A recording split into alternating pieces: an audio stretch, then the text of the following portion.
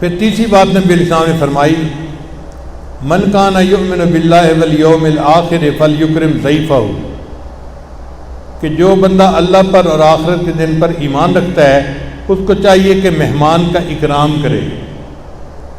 مہمان کا اکرام کرنا، اس کا حکم بہت تاکید کے ساتھ آیا ہے، اور مومن کو چاہیے کہ اکرام ضرور کرے۔ اکرام کہتے ہیں کھڑے ہو کے ملنا، بشاشت سے ملنا، سلام خیریت پوچھنا، ان کو بٹھانا، اور اگر کچھ بھی گھر میں نہ ہو کھانے پینے کا تو فقط پانی ہی پیش کر دیں، مہمان نوازی ہو گئی۔ مہمان نوازی میں تکلفات نہیں کرنے پڑتے۔ اگر کسی بندے نے گھر آئے مہمان کو پانی ہی پیش کر دیا اور اس کو خیر خیریت سے مسکرا کے بٹھا لیا تو اس نے مہمان نوازی کر دی۔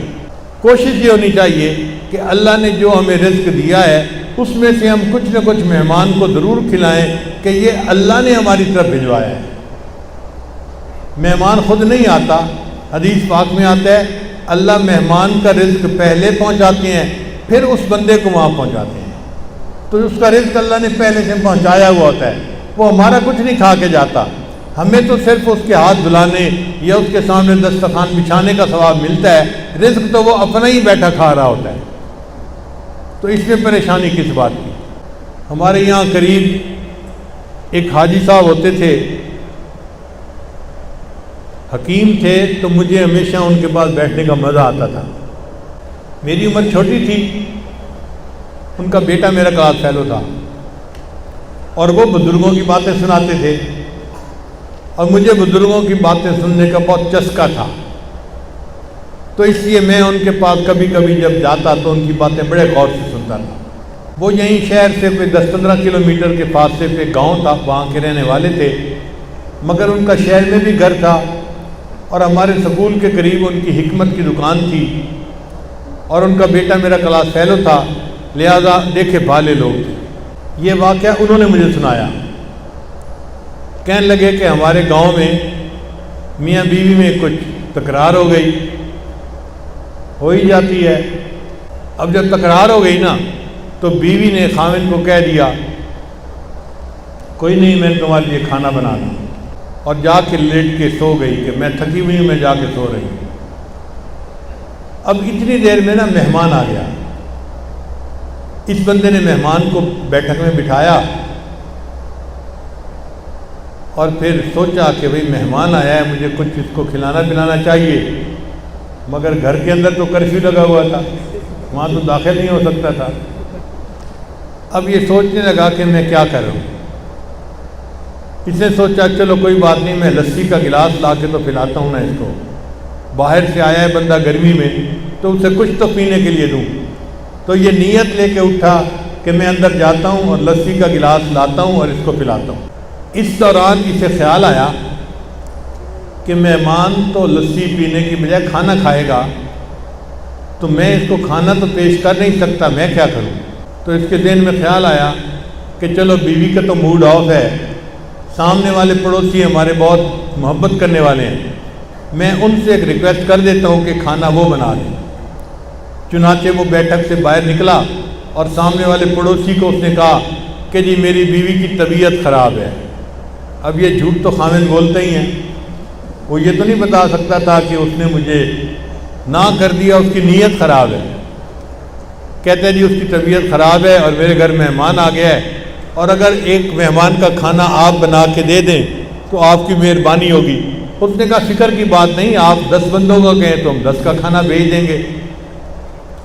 چنانچہ وہ چلا گیا گھر کہ میں ان کو ایک مہمان کا کھانا بھجواتا ہوں، اور یہ بندہ اندر آ گیا گھر میں لسی لینے کی نیت سے۔